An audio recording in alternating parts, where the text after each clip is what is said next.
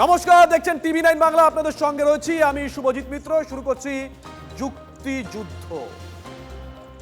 দেখুন, 4 তারিখের পর থেকে তৃণমূল কংগ্রেস টুকরো টুকরো টুকরো টুকরো হয়ে গেছে।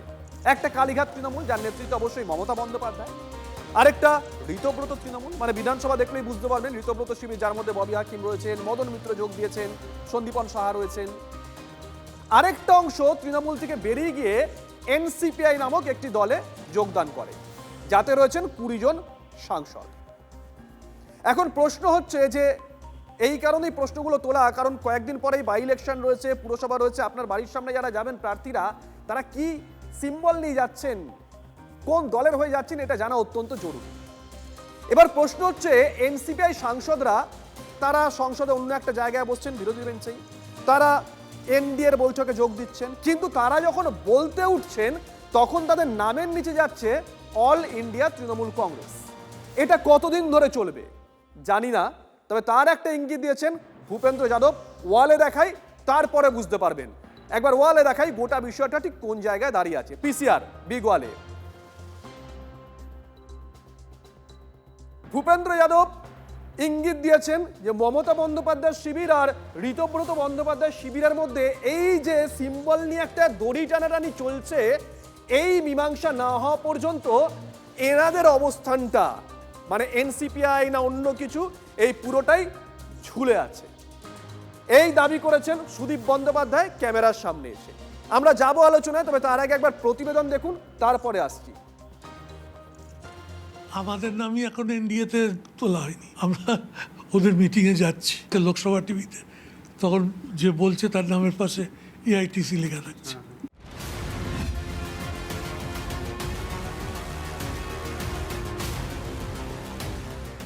জুন থেকে জুলাই হয়ে অগস্ট, ক্যালেন্ডারের মাসের পাতা পাল্টাচ্ছে, কিন্তু এখনো ঝুলে এনসিপিআই এর ভবিষ্যৎ। প্রায় 2 মাস হতে চলল তৃণমূলের 20 সাংসদ যোগ দিয়েছেন অচেনা অজানা দল এনসিপিআই এ।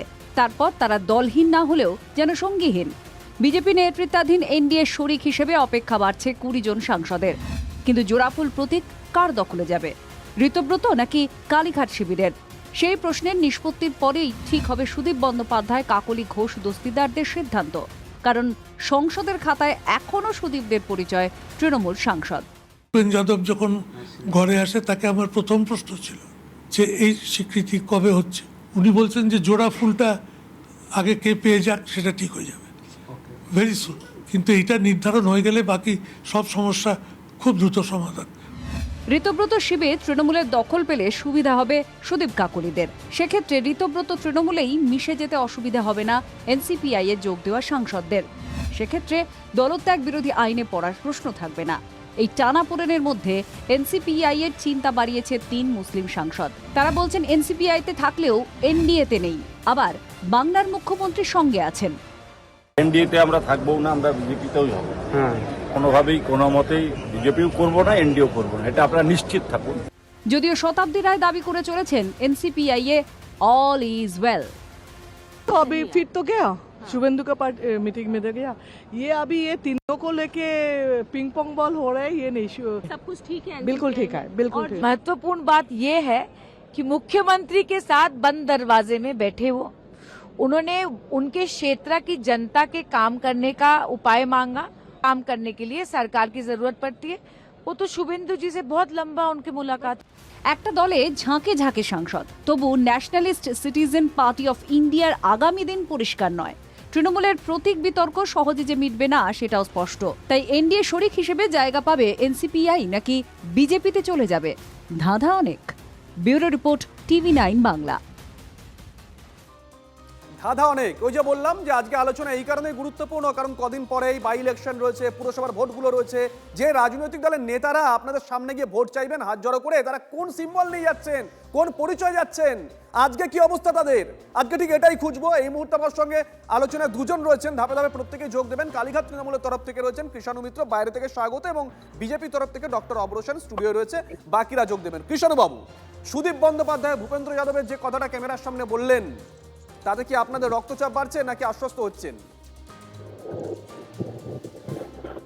তো ঘুরিয়ে বলার তো দরকার নেই। এনসিপিআই, ঋতব্রত, এগুলো সব বিজেপির প্রক্সি। আজকের দিনে বাংলার মুখ্যমন্ত্রী বিজেপির নেতাকে কেন আসতে হচ্ছে? আজকে ভূপেন্দ্র যাদব কে, তার রাজনৈতিক পরিচয় কি? তিনি কেন্দ্রীয় মন্ত্রী, বিজেপির নেতা।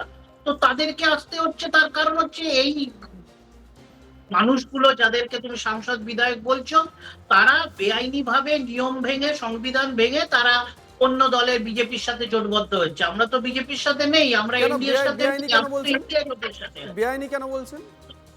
বেআইনি তো, সম্পূর্ণভাবে বেআইনি। তাহলে আমরা নির্বাচন কমিশনে গিয়ে যে ওরা ওদের পক্ষ রাখলো, তারপরে সেই মতো আমরা আমাদের পক্ষ রাখলো নির্বাচন মুকুল কমিশন, রায়ের দলবদল এখন আইনি আমরা ছিল? তাদের ইয়েটা জানাচ্ছে না কেন? মুকুল রায়ের আমরা তো দলবদল আইনি ছিল? প্রমাণ দিয়ে দিয়েছি। আর 21শে জুলাই যে কোনো রাজনৈতিক দলের ভিত্তি হচ্ছে কর্মী, তার সমর্থক। 21শে জুলাই এই সব প্রশ্নের উত্তর না, বাংলার বলছি মানুষ মুকুল তৃণমূল রায়ের কর্মী দলবদলটা সমর্থকরা আইনি দিয়েছে। ছিল, আপনি এটাকে বেআইনি বলছেন কৃষ্ণবাবু? বেআইনি তো। মানুষের ভোটে যারা সিম্বল দিল, যাদের শোয়ের ভিত্তিতে হ্যাঁ, তারা আমার প্রশ্ন হচ্ছে মুকুল লড়লেন, রায়ের দলবদলটা সেই কি আইনি নেতৃত্ব ছিল? অস্বীকার করাটা বেআইনি বলে। মুকুল রায়ের দলবদল আইনি ছিল? আমি বাকিগুলো সরিয়ে রাখলাম, মুকুল রায় যদি বলি কৃষ্ণবাবু। মুকুল রায় দলবদল আইনি ছিল কি আইনি ছিল না, সেটা যদি কেউ কোর্টে গিয়ে থাকে, কোর্ট বিচার করবে।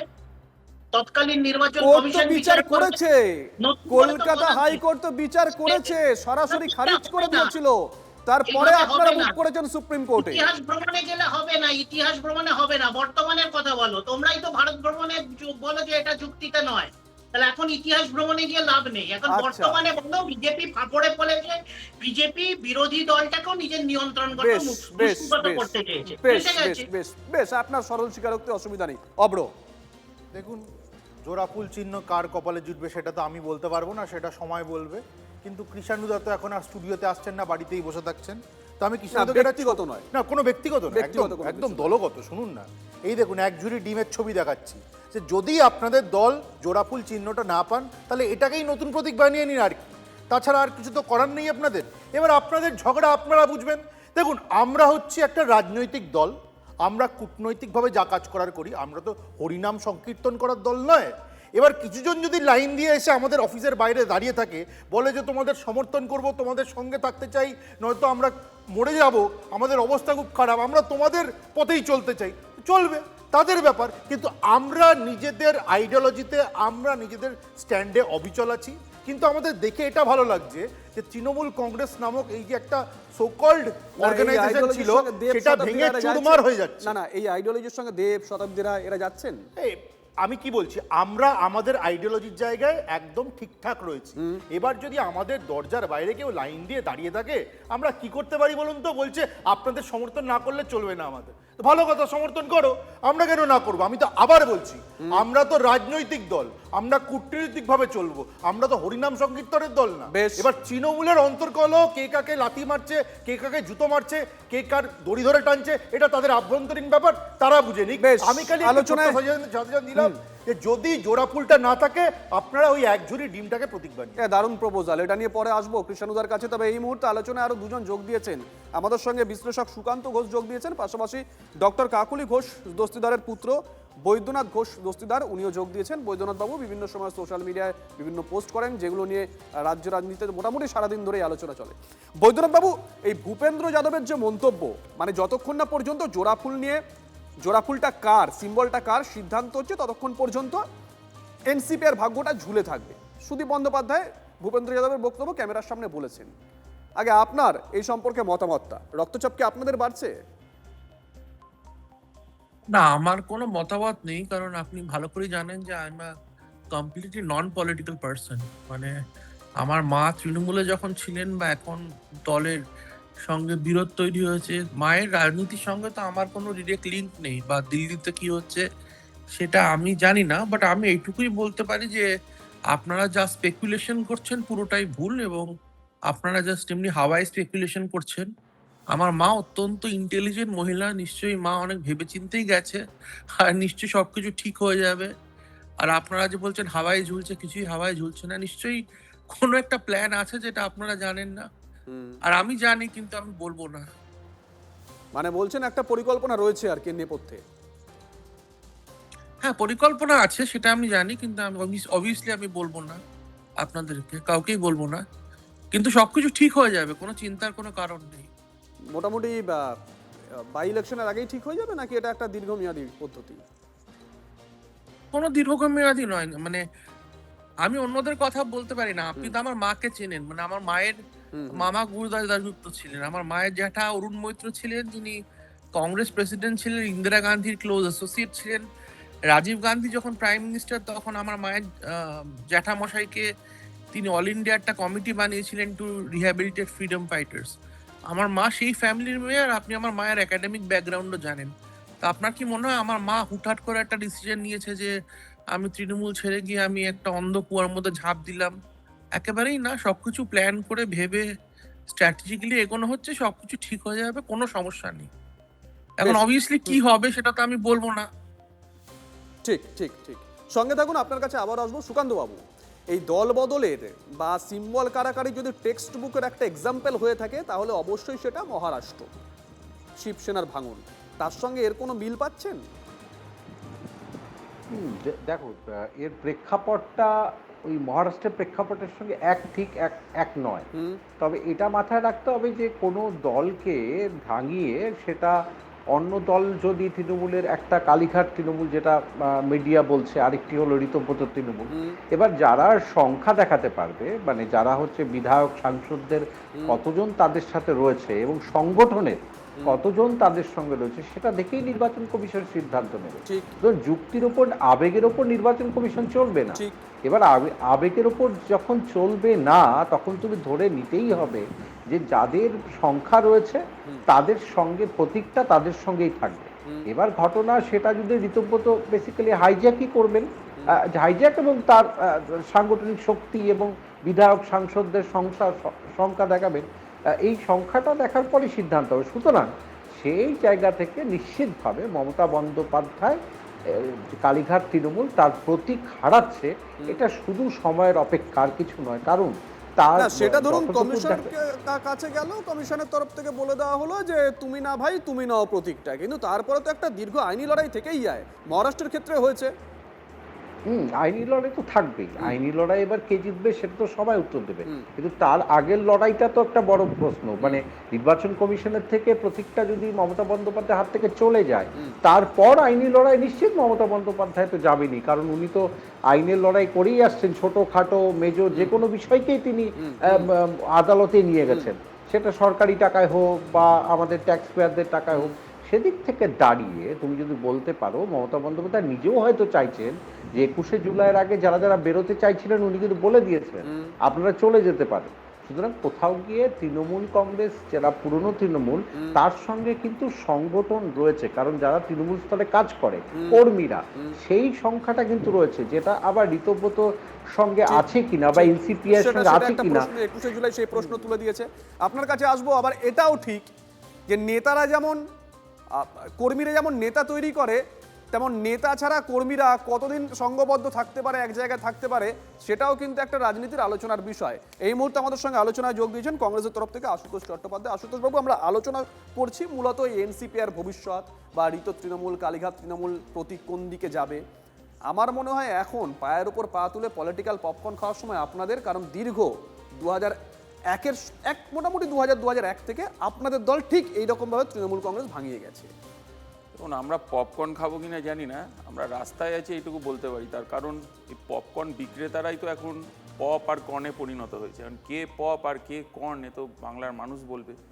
আমরা যা চোখে দেখছি আপনারাও তাই চোখে দেখছেন। এনসিপিআই এখন চলে গেছে মুখ্যমন্ত্রীর কাছে, অর্থাৎ বিজেপির কাছে। এনসিপিআইটা কোথা থেকে এলো, কিভাবে হলো, আপনারাও জানেন, আমরাও জানি। এই তৃণমূল কে গুড বয় সেটাও আমরা দেখতে পাচ্ছি, কে ব্যাড বয় সেটাও আমরা দেখতে পাচ্ছি। তো এই তৃণমূলকে নিয়ে আমরা আলোচনা করতে একদমই ব্যতিব্যস্ত নই। তৃণমূল থাকবে কি থাকবে না, কেন তৃণমূলটা তো তৈরি হয়েছিল বিজেপির আশীর্বাদে, তো সবাই জানে। জোটবদ্ধ হয়ে নির্বাচন লড়েছে বিজেপির সাথে কে? তৃণমূল। কংগ্রেস কোনো পশ্চিমবঙ্গে লড়েনি। তাই এই তৃণমূল কি করছে না করছে সেটা তাদের আভ্যন্তরীণ ব্যাপার। এনসিপিআই কি করবে না করবে তাদের আভ্যন্তরীণ ব্যাপার। তবে হ্যাঁ, পশ্চিমবঙ্গে একটা কুরুচির রাজনীতি আমরা দেখতে পাচ্ছি, যেটা আমার মনে হয় গণতন্ত্রের পক্ষে সঠিক নয়। এবং গণতান্ত্রিক পরিমণ্ডলের জন্য যারাই রাজনীতি আমরা না করি না কেন, গণতন্ত্রের পক্ষে কি এইটা সঠিক যে একটা সিম্বলে জিতলো, ধরুন আপনাদের কথাই বলছেন বায়রন বিশ্বাস, একটা সিম্বলে জিতলো অন্য একটা সিম্বলে নিয়ে গিয়ে তাকে যোগ দেওয়ানো হলো। দেখুন এখন কংগ্রেসের ইতিহাস ঘাঁটতে গেলে তো আপনাকে অনেক দূর অবধি চলে যেতে হবে, তার কারণ আজকে আমাদের কংগ্রেসের সিম্বলে জিতে কংগ্রেসের কর্মীদের রক্ত ঘাম সব সেই জেতানোর পেছনে মানুষের আশীর্বাদ সবটাই উপেক্ষা করে আমরা অনেকবার দেখেছি যে তৃণমূলের সেই সময় একাধিক কেস, একাধিক মামলা, সমস্ত কিছু দিয়ে চাপ দিয়ে সব কিছু করে তৃণমূলে জয়েন করানো হয়েছে উন্নয়নের জোয়ারে ভাসানোর জন্য। তা এখন মানুষ বুঝিয়ে দিয়েছে কোন জোয়ারে ভাসবে না ভাসবে, আর কংগ্রেস যে যে জায়গায় দাঁড়িয়ে আছে সেই জায়গাতেই দাঁড়িয়ে রয়েছে। সামান্য একটা ঝালদা পুরসভা 10 জন বোধহয় সেখানকার পুরো প্রতিনিধি, আপনি তো সেটা নিয়ে কি চলেছে আপনি আমরা এইটা কেন দেখেছি। বলছেন না? তপন কাণ্ডুর খুনটা কিভাবে হলো, কারা সংগঠিত করলো, কি হলো? আপনারা তো দীর্ঘ ঘন্টা আলোচনা করেছেন তপন কাণ্ডুকে নিয়ে, আমার তো মনে আছে। অব্র হাত তুলছিল। আমি বলছিলাম যে একটা কথা আশুতোষদা বললেন যে বিজেপি নাকি তৃণমূলকে তৈরি করেছে। আচ্ছা ঠিক আছে, এটা তো আপনার আগে থেকে জানতেন, তাহলে ইউপিএ 1 ইউপিএ 2-তে এই তৃণমূলকে শরিক হয়ে রেখেছিলেন কেন? তাহলে 2011-তে যখন তৃণমূল ক্ষমতা এলো তখন এই কংগ্রেস তো তৃণমূলের জোট সঙ্গী হয়েছিল এবং তারা সরকারের পার্ট হয়েছিল, আপনারা কেন হয়েছিলেন? এখন কেন ইন্ডিজোটে এই তৃণমূল কংগ্রেসকে আপনাদের কোলে বসিয়ে রেখেছেন? এই প্রশ্নগুলো তো আসে। আমি বলছি লোক হাসানো ভুল যুক্তি না দিয়ে একটা কথা মেনে নিন, আপনারা সাইনবোর্ড ছিলেন, আছেন, থাকবেন, আর ঠিক সাইনবোর্ডের রাস্তায় হেঁটে যাচ্ছে তৃণমূল। আশুতোষ, দেখুন কংগ্রেসকে যারা যারা সাইনবোর্ড বলেছে, আমার ছোট ভাই অব্র ভালো বলে, এখন কংগ্রেসকে যারা যারাই সাইনবোর্ড বলেছেন না তাদের রয়েছে সাইন, না তাদের বাড়ির সামনে বোর্ড ঝরানোর জায়গা রয়েছে। এই তৃণমূল একই কথা বলেছিল, উদ্ধত, বিজেপিও একই দেখছি আজকে উদ্ধত সরকারে এসে, তো তারা তাদের কথা বলবেন। ইতিহাসকে তো আর চেঞ্জ করা যায় না, বালিগঞ্জে একটু ঘুরলেই দেখতে পাবেন জোড়া পোস্টার। বেশ, কৃষ্ণবাবু আবারও বলছি, কৃষ্ণবাবু আপনি আজকে একটু ইতিহাসটা শুনতে চাইছেন না, স্বাভাবিক, হতেই পারে, কিন্তু এই দল ভাঙানোর খেলা যদি পশ্চিমবঙ্গে কোনো রাজনৈতিক দল খেলে থাকে সাফল্যের সঙ্গে, তাহলে নিঃসন্দেহে তার নাম তৃণমূল কংগ্রেস। দিনের পর দিন কংগ্রেসকে ভেঙেছে। শুধু তাই নয়, ঝালদা পুরসভা সম্ভবত 10 জন পুরো প্রতিনিধি, সেই ঝালদা পুরসভা পর্যন্ত কি হয়েছে আমরা পরপর দেখেছি। আজকে আপনারা যে কথা বলছেন, আয়নার সামনে দাঁড়িয়ে সে কথা বলতে পারবেন? এক সিম্বলে জিতে আরেক সিম্বলে যাওয়া কেন? দেখো, প্রথম কথা হচ্ছে তুমি যে ইতিহাসটা বললে তুমি কোন অনেক রিসেন্ট ইতিহাসের কথা বলছো। নিশ্চয়ই অ্যাজ এ পলিটিক্যাল অ্যাক্টিভিস্ট, একজন রাজনৈতিক কর্মী হিসেবে তুমি যে ইতিহাসটা বর্ণনা করছো বা আশুতোষ যেটা বলার চেষ্টা করলো, সেটা নিশ্চয়ই আমার জন্য খুব একটা গর্বের ইতিহাস নয়, কিন্তু আবার ইতিহাসটা ওখানে থেমেও যায়নি। তুমি যদি আরো পেছনে যাও, সিপিএমও দল ভাঙিয়েছে, কংগ্রেসও দল ভাঙিয়েছে, বিজেপি এখন ভাঙাচ্ছে, আগেও ভাঙিয়েছে। তো সুতরাং ইতিহাস যদি চলতে যাও, কেউ এই ইতিহাস থেকে মানে এই ব্যাধি থেকে বাইরে নয়, কেউ এই চেষ্টার বাইরে। যার যখন ক্ষমতা থেকেছে সে এটাকে প্রয়োগ করেছে, এক নম্বর। 2 নম্বর হলো যে 2023 সালে এই মহারাষ্ট্র যার উদাহরণ তুমি দিলে, তাতে সুপ্রিম কোর্ট পরিষ্কার বলে দিয়েছে যে পলিটিক্যাল পার্টির একটা ছোট অংশ হচ্ছে তার লেজিসলেটিভ পার্টি, তার পার্লামেন্টারি পার্টি। লেজিসলেটিভ পার্টিটা সার্বিক দল নয়, পার্লামেন্টারি পার্টিটা সার্বিক দল নয়। আর এখানে বৈদ্যনাথ বাবু তো পরিষ্কার বলেই দিয়েছেন যে তার মা তৃণমূল করতেন, তৃণমূল ছেড়ে দিয়েছেন। আমি তো তাকে ধন্যবাদ জানাই, সাধুবাদ জানাই যে তিনি এটা স্বীকার করেছেন। তোমাদের মতো এখানে উনি গোলাজল করছেন না। ওনার মা নিশ্চয়ই আমাদের দলের একজন সম্মানীয় নেত্রী ছিলেন, এখন তিনি নেই, তিনি এখন অন্য দলে গেছে, এনসিপিআই নামক দল। তো সুতরাং এখানে প্রশ্নটা আসছে, তৃণমূল অক্ষত আছে। এখন দিনের শেষে আমি আবার বলবো যে 21শে জুলাই আমরা প্রদর্শন করে দিয়েছি যে তৃণমূল দলটা, যেটা সুপ্রিম কোর্টের ডেফিনেশন অনুসারে যে যার সাথে তার বহু সংখ্যক কর্মী সমর্থক, তার ব্লক এবং না, আপনি 2023-এ সুপ্রিম কোর্টের যে নির্দেশের কথা বলছেন, সেখানে অর্গানাইজেশনের কথা বলা ছিল, সেখানে কি কর্মীদের কথা বলা ছিল? হ্যাঁ, কর্মীদের কথা বলা ছিল যে ডেমোক্রেটিক পার্টি তার ব্লকে ডেমোক্রেটিক্যালি ইলেক্টেড জেলায়। বৈদ্যনাথ বাবু সঙ্গে থাকুন, বুঝতে পেরেছি। বৈদ্যনাথ বাবু আপনি হাত তুলছিলেন। যেটা আমি শুনলাম, যেটা তৃণমূলের রিপ্রেজেন্টেটিভ বলছেন যে লটা কোট করা হচ্ছে, লটা একটু অ্যাম্বিগুয়াস।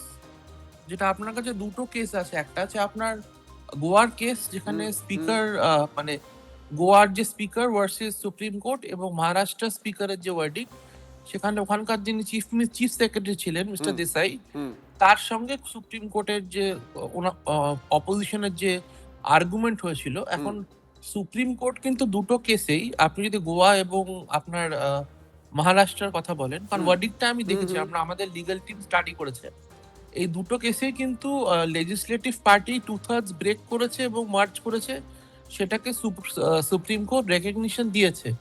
শুধু তাই নয়, আপনার মহারাষ্ট্রে যেটা হয়েছে, একনাথ শিন্ডে যখন বেরিয়েছিলেন তখন তিনি অর্গানাইজেশনেও মানে সিগনিফিকেন্ট উনি ব্রেক করেছিলেন, মানে from district to taluka level. এখন এটা যে লেজিসলেটিভ পার্টি না লেজিসলেটিভ পার্টি অ্যান্ড অর্গানাইজেশন, যেটা কৃষাণু বলছে, সেটা নিয়ে একটু অ্যাম্বিগুইটি আছে উইদিন দ্য লিগাল সার্কেলস, সেই জন্যই প্রবলেমগুলো অ্যারাইজ করছে। কিন্তু আমি এইটুকুই বলতে পারি কোনো অসুবিধা হবে না, মানে I can you rest assured that you know we have gone through the law and we have a strategy. বেশ, কোনো What the অসুবিধা strategies I will not. আপনি বলছেন কোনো অসুবিধা হবে না। সুদীপ বন্দ্যোপাধ্যায় Absolutely. তিনি বলেছেন ডিলিমিটেশনের কথা, তার মুখ থেকে আমরা শুনেছি, তার পাল্টা দিয়েছেন কুণাল ঘোষ, তিনিও বলেছেন কোনো অসুবিধা হবে না, কারণ 42 জনের মধ্যে তো এরা নেই, এদের সামনে একটা গাজর ঝুলিয়ে রেখে দিয়েছে। একবার শোনায় দুজনের বক্তব্য, আলোচনার রসদ পাওয়া যাবে। কথা প্রসঙ্গে এটাও জানলাম যে পশ্চিমবাংলায় লোকসভার আসন ডিলিমিটেশনের প্রসেসে 42টা থেকে বেড়ে 63 হয়ে যেত। এ সম্পর্কে একটা ধারণা সাংসদদের মধ্যে তৈরি। গাজর ঝুলিয়ে দিয়ে বলে দিয়েছি, তার মানে এই 42-এর মধ্যে তোমাদের কোনো জায়গা নেই, 42 বাড়লে তারপর দেখা যাবে। চূড়ান্ত অনিশ্চয়তার মধ্যে আছেন এই 20 জন। সুকান্ত বাবু, 20 জন চূড়ান্ত অনিশ্চয়তার মধ্যে আছেন কি নেই সেটা নিয়ে বৈদ্যনাথ বাবু বললেন যে না, এটা পুরোপুরি একটা কৌশল, এর সব ঠিক হয়ে যাবে, একেবারে কনফিডেন্টের সঙ্গেই। হ্যাঁ বৈদ্যনাথ বাবু বলুন। আচ্ছা শুনুন, আপনি একটু আমার টাইম দিন, আমি তাহলে সবাইকে একটু বুঝিয়ে বলি। যেটা তৃণমূলের রিপ্রেজেন্টেটিভ বলছেন বা কংগ্রেসের রিপ্রেজেন্টেটিভ যেটা কথা বলছেন, সেটা কিন্তু ঠিক নয়। প্লিজ আপনারা কনস্টিটিউশনটা বোঝার চেষ্টা করুন। যখন কোনো মেম্বার অফ পার্লামেন্ট ইলেক্ট হন, তখন মেম্বার অফ পার্লামেন্টের রেসপন্সিবিলিটি থাকে টুয়ার্ডস দ্য পলিটিক্যাল পার্টি, ঠিক, but the member of parliament also has responsibility towards the constitution and the country. যদি কোনো মেম্বার অফ পার্লামেন্ট মনে করেন যে তার পলিটিক্যাল পার্টি ন্যাশনাল ইন্টারেস্ট বা কনস্টিটিউশনের বিরুদ্ধে কাজ করছে, তাহলে একজন এমপি নিজের দল ছাড়তে পারেন। আমি একটা ফান্ডামেন্টাল লিগ্যাল প্রিন্সিপাল সবাইকে বোঝানোর চেষ্টা করছি, because all of you are extremely confused. Anti defection যদি একটা লিগ্যাল প্রিন্সিপাল হয়, অ্যান্টি ডিফেকশন যদি একটা কনস্টিটিউশনাল প্রিন্সিপাল হয়, তাহলে ডিফেকশনও একটা কনস্টিটিউশনাল প্রিন্সিপাল। আমি দুটো এক্সাম্পল দেব। বার্নি স্যান্ডার্স, যিনি ডেমোক্রেটিক পার্টির সেনেটর ছিলেন, তিনি কিন্তু ডেমোক্রেটিক পার্টি ছেড়ে he has become independent. UK পার্লামেন্টে জেরেমি করবিন, যিনি লেবার পার্টির পিএম ক্যান্ডিডেট ছিলেন, তিনি লেবার পার্টি ছেড়ে he has become an independent then. আমি আরেকটা একটু প্লিজ আমার একটু বোঝাতে দিন। আসবো আপনার কাছে, আসবো, সময় তো খুব সংক্ষিপ্ত, আপনার কাছে আমি আবারও সময় দেবো, আবার আসবো। বৈদ্যনাথ বাবু, আশুতোষ হাত তুলেছে। আমরা কেউ কনফিউজ নয়, আপনি হয়তো অনেক বেশি পড়ে এসেছেন, কনফিউজডের ব্যাপার না। ব্যাপারটা হচ্ছে, দেখুন, আপনিও জানেন আমরাও জানি, আপনি একটা লিগ্যাল পার্সপেক্টিভ তুলছেন, আমরা বলছি general perspective, looking at the current situation. এই পলিটিক্যাল হবনবিং এটার ব্যাপার, আমরা রাজনীতি করি দাদা। আর সব থেকে বড় কথা আপনাকে বলি, শুনুন, 1968-এ যে election symbol reservation allotment order আছে ইসিআই এর, এটা তো ভায়োলেট করা যাবে না, সে যেই হোক না কেন, তার একটা স্ট্যাটাস আছে, আর্টিকেল 327 আছে। এখন এগুলো নিয়ে আলোচনা করলে আপনার 4টে শো লাগবে। এবং দেখুন, আমরা কি বলছি যে এনসিপিআই, আমরা বাংলার মানুষ, সাধারণ মানুষ কি দেখছি, মানুষ ভোট দিয়েছে, একটা সরকার পরিবর্তন হয়েছে, কেন ভোট দিয়েছে, কি বৃত্তান্ত সবই জানি, কার দয়া কি দয়া সবই হয়েছে। কিন্তু এই যে যারা তৃণমূলের চোর, তাদেরকে পুনর্বাসন দিচ্ছে কে? পশ্চিমবঙ্গে তাদেরকে সেফ সিট, সেফ জায়গা, safe sofa, even dinner, lunch সব সমেত এই যে প্যাকেজের ব্যবস্থা, ভেরি অবজেকশনেবল ল্যাঙ্গুয়েজ এই বিজেপির লোকেরা করছে এখানে। এবং বেশ, আপনাকে বলি, শুনুন, যন্ত্রণা আমাদের আছে। কংগ্রেস দলটাকে ভেঙে ভেঙে টুকরো করে দীর্ঘদিন ধরে খুন, আমি বেশি সময় নেব সব না, চলেছে কংগ্রেসের অত্যাচার। দেখুন, কনফিউশন এবং অ্যাম্বিগুইটি এই দুটো কথা উঠে এলো, কিন্তু কোথায় অ্যাম্বিগুইটি নেই, কোথায় কনফিউশন নেই, এই ব্যাপারে কোনো কনফিউশন বা অ্যাম্বিগুইটি নেই যে তৃণমূল কংগ্রেস নামক দলটা ভেঙে ছারকার হয়ে যাচ্ছে। আর সমাজের জন্য এটাই মঙ্গলময়, তৃণমূল কংগ্রেস নামক দলটা ছারকার হয়ে যাওয়া দরকার এবং এটাই উচিত। বেশ, ঋতব্রত তৃণমূলের তরফ থেকে কোহিনুর যোগ দিয়েছেন আলোচনায়। কোহিনুর, আপনার কাছে আসবো।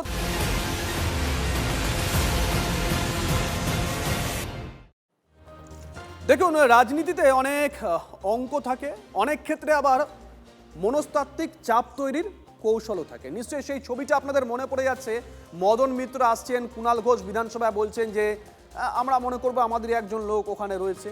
হয়েছিল তো। আর এবার আমরা যে খবর পাচ্ছি, মোটামুটি আলোচনা চলছে যে, না বলবো না, একবার দেখাই বিয়ে বলে দেখুন, মোটামুটি আলোচনা চলছে যে এই এনসিপিআইতে মানে এই শিবিরে এমন কেউ আছেন তারা হয়তো তলে তলে কোথাও গিয়ে মমতা বন্দ্যোপাধ্যায়ের কালীঘাট শিবিরের সঙ্গে যোগাযোগ রাখছেন। তিনি কি ধুরন্ধর? আমরা আসবো আলোচনায়, তবে তার আগে একবার প্রতিবেদন দেখুন। এনসিপিআইয়ের বিড়ম্বনা যেন কমছেই না, অন্দরে নাকি ক্রমেই বেড়ে চলেছে ক্ষোভ বিক্ষোভ।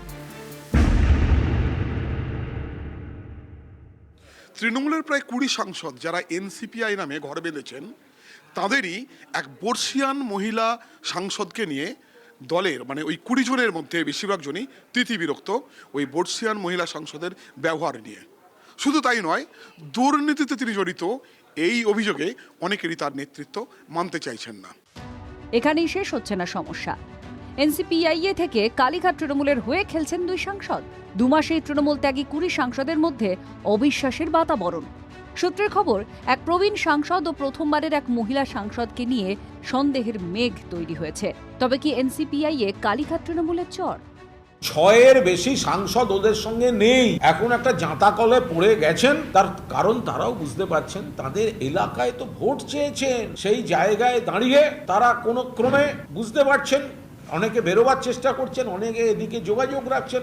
এই যে এখন চলছে, এদিকে বাড়তে পারে এদিকে কমতে পারে, এই 4টে চলে গেল, এই 3টে চলে এলে তোমরা জানতে পারবে। এবং আগামী দিন কালীঘাট তৃণমূলের দাবি কি কিছু সাংসদ এনসিপিআই থেকে যোগাযোগ করেছেন তাদের কাছে?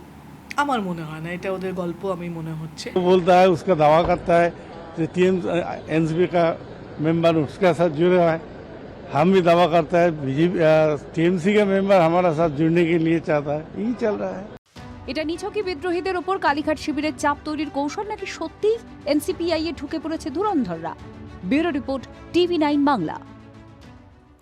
বৈদ্যনাথ বাবু, এনসিপিআইতে কেউ ঢুকে নেই তো? মমতা বন্দ্যোপাধ্যায়ের চর, ধুরন্ধর কেউ নেই তো?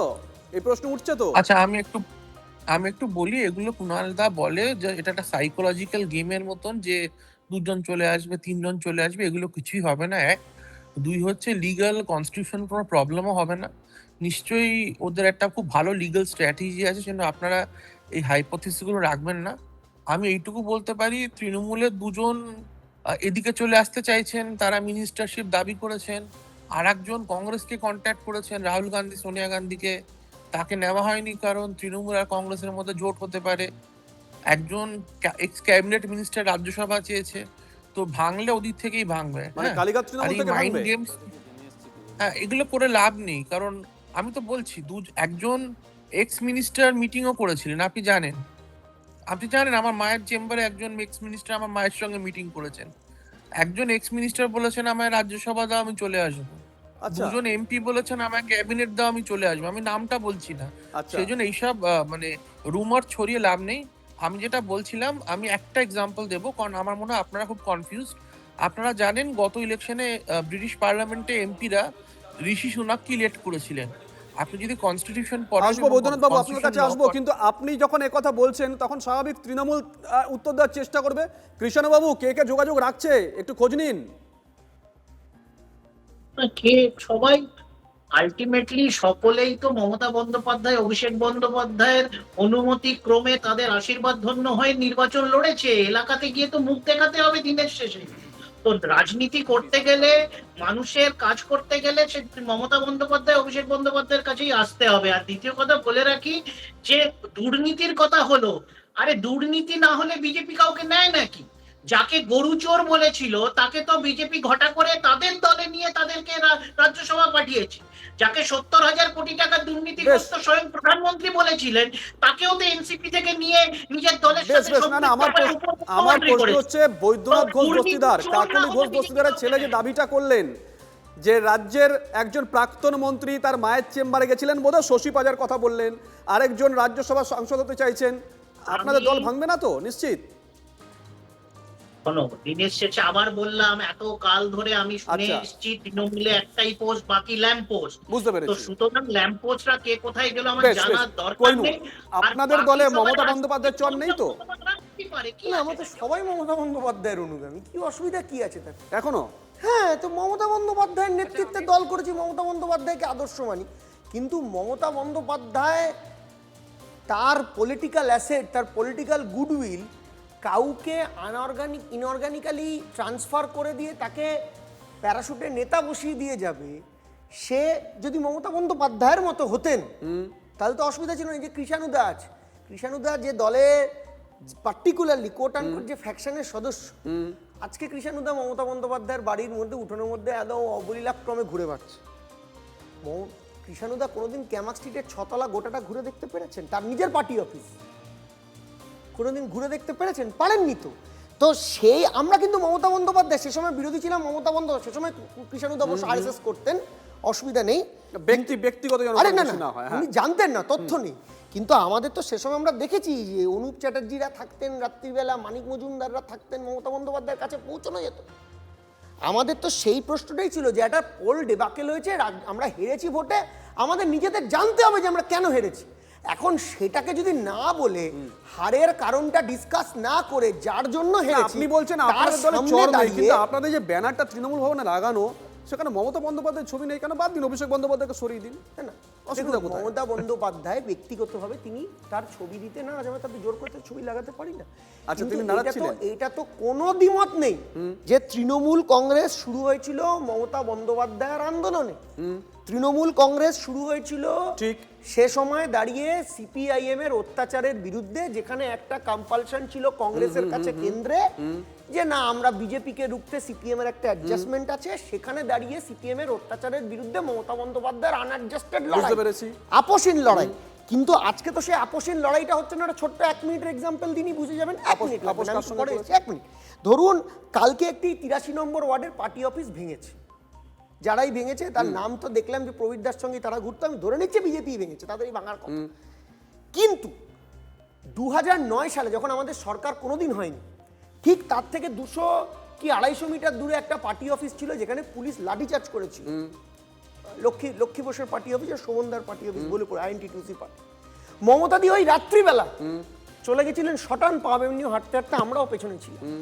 আরে মমতা বন্দ্যোপাধ্যায় আজকে বয়স হয়েছেন, মুখ্যমন্ত্রী ছিলেন, তার প্রোটোকল আছে, ইত্যাদি ইত্যাদি আছে।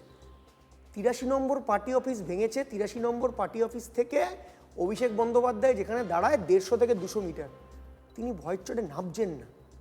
তো আমরা তো এই প্রশ্নই তুলেছিলাম। এই প্রশ্ন তোলার পর তো আমাকে দল সাসপেন্ড করে।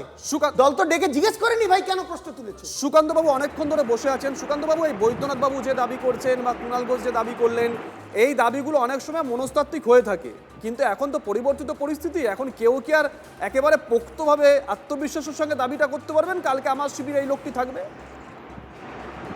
দেখো, এখন হচ্ছে এটা এমন একটি খেলা চলছে যে খেলায় কে কোন পক্ষে রয়েছে সেটা বলা বড় মুশকিল। কারণ ক্ষমতা আর অর্থ দুটো যখন খুব বেশি গুরুত্বপূর্ণ হয়, বা আমি এই পদ পেতে পারি, এই যে প্রতিটা জায়গায় চলছে। দেখো, একজন বলছে যে আমার এর সাথে দেখা করছে এই কারণে যে একটা পদ দেওয়া হবে, তার মানে এনসিপিআই এর কি কোনো ভূত ভবিষ্যৎ ছিল বা আছে? যে শিউলিকুণ্ডু শান্তনু দে তৈরি করেছিলেন, তাদের ওয়েবসাইটও ছিল না। একটা দলকে রাতারাতি হাইজ্যাক করে শিউলিকুণ্ডু জানলেন না, সেই দলে তৃণমূল কংগ্রেসের প্রতীকে জিতে একজন এসছেন, অবশ্যই একজন কেন, এখন 20 জন রয়েছে।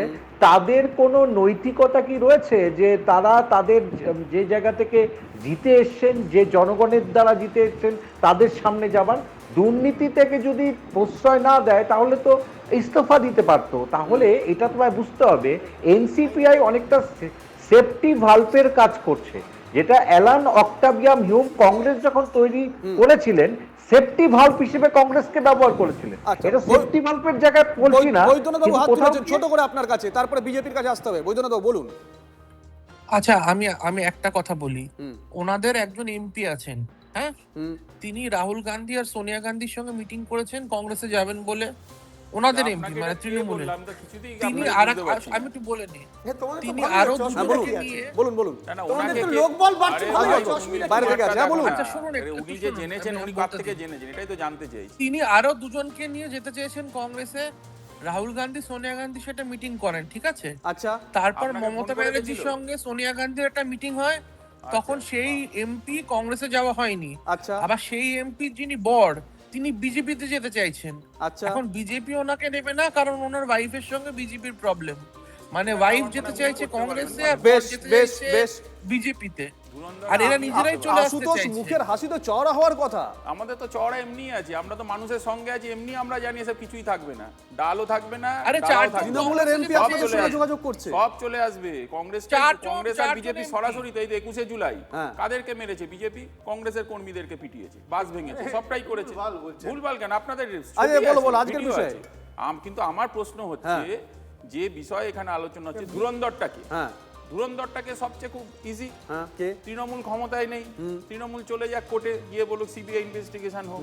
আর এখানে আপনার এখানে চ্যানেলে একজন বিশেষজ্ঞ আছে যে কংগ্রেসের ব্যাপারে সবই জানেন প্রায়, ওনাকে ফোন টোন করেই সবাই যায় হয়তো দিল্লি, তো উনি বলে দিতে পারেন হয় টিভি চ্যানেলে, আর না হলে বিজেপি বলতে পারেন জোড়া ফুলটা তো পদ্ম ফুলের ওপরেই বসে আছে, সিআইডি ইনভেস্টিগেশন করে দেখে নি কে ধুরন্ধর। আমার কাছে এর থেকে মেসেজ easy আর আছে, কি মেসেজ দেখাতে পারি। হ্যাঁ বলুন বলুন আমরা বলুন, চাইছি এক দেখতে। মিনিট। হ্যাঁ বলুন, পর্যন্ত তো বলুন। মেসেজটা দেখাবো?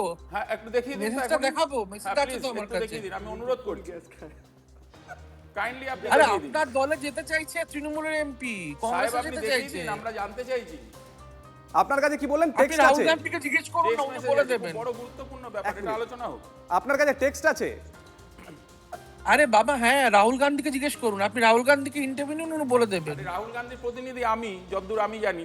আপনিও এখন সাজতে চাইছেন, আরে সাজতে আপনিও পারেন। জানেন কার কিন্তু কথা আপনার কাছে বলছি। কি টেক্সট আছে সেটা আগে বাংলার মানুষকে দিন, আমরা জানতে চাইছি, একটু দেখিয়ে দিন খুলে। আপনি জানেন না কোন আমি এমপি আপনাকে রাহুল গান্ধীর কাইন্ডলি সাথে মিটিং রিকোয়েস্ট করেছে, করছি, আপনি জানেন না। উইথ অল অদ্ভুত ব্যাপার। রেসপেক্ট, আপনি কাইন্ডলি এই টেক্সটটা একটু খুলে দিন আমাদের কাছে, খুব প্রয়োজন আমাদের, একটু খুলে দিন। It's a kind request. অব্র দেখুন এই খোলাখুলি থাক, বেশি খোলাখুলি করার দরকার নেই, আমরা অনেক কিছু তারপর জানতে আর পারলাম বোতাম আজকে। দিতে পারবেন। আজ দাঁড়ান না, শুনুন বলো। প্রথমত আমি বলি 83 নম্বর ওয়ার্ডের একটা ব্যাপার কোহিনুর বললো, কিন্তু একটা জিনিস ভুলে গেলে চলবে না, এই লাভলি মৈত্রর অনুগামীরা এই অভিষেক ব্যানার্জির মূল কানের বিষয় গোড়ায় আছে। হারমোনিয়াম বাজিয়ে দিয়েছে। One-liner হয়ে গেল, এবার মূল বিষয়। তারা নিজেরা করে মূল এবার বিষয়। আমাদের নামে বলছে। আর দ্বিতীয়ত মূল বিষয়, ধুরন্ধর হ্যাঁ। বলে বলতে পারছি না, কিন্তু সে ঝুলন্দর বটে, কারণ তৃণমূল দলটাই তো ঝুলে গেছে, ঝুলে পড়েছে, না আছে ঘাস না আছে ফুল, তার নাকি আবার ধুরন্ধর। ওটা ধুরন্ধর না, ঝুলন্দর। কোন তৃণমূল এটা? কোহিনুর হাত এ তুলছে। কোহিনুর বলে আমাদের কি? হ্যাঁ দেখুন, বিজেপির একটা সুবিধা হচ্ছে, বিজেপি এখন সবাইকে মারছে, তৃণমূলকে মেরেছে, ন্যাচারালি এটা ভয় পড়া হয়, কংগ্রেসকেও তো মেরেছে বলছে, এখন আবার দেখলাম যে নিজেদেরকেও মারছে। তো দেখা যাচ্ছে, আপনারাই দেখাচ্ছেন, নিজেরা ডিমটা শুরু করেছিল প্রথমে তৃণমূল, তারপর কংগ্রেসকেও ডিম মেরেছে, সিপিএমকেও মেরেছে, এখন নিজেদেরও মেরেছে। তোমরা মেরেছিলে, হ্যাঁ, স্বীকার না। চাও না? আর ভাই ছবি ভিডিও দেখা গেছে, তারাও বিজেপি কর্মী, বাজে কথা বলে লাভ নেই। বরং ফেলিয়ার অভিষেকের, যে সেদিন গিয়ে অভিষেক থানায়, আমরা জেনারেলি কি করতাম, যে থানায় গিয়ে ডায়েরি করা উচিত ছিল, সেটাও করেনি, ও গিয়ে পালিয়ে চলে গেল আর বেরোলোই না ভয়। বেশ, অসংখ্য ধন্যবাদ। আমরা আজকে আলোচনার মধ্যে পেয়েছিলাম কাকলি ঘোষ দস্তিদারের ছেলে, তিনি সরাসরি বললেন যে তৃণমূলের আরও ঘর ভাঙা বাকি আছে, বেশ কয়েকজন আছেন, রাজ্যের মন্ত্রী ছিলেন একটা সময়, তারা যোগাযোগ করেছেন এনসিপিআর সঙ্গে, কেউ কেউ আবার সাংসদ যোগাযোগ করেছেন কংগ্রেসের সঙ্গে। তিনি বলছেন টেক্সট আছে, দেখিয়ে দিতে পারি, জানি না। তার দাবিগুলো নিয়ে গতদিনে আলোচনা হয়েছে সংবাদ মাধ্যমে, এই দাবি নিয়ে হয়তো আগামীকাল থেকে আলোচনা শুরু হয়ে যেতে পারে। আজকের আলোচনা অবশ্য এখানেই শেষ করছি।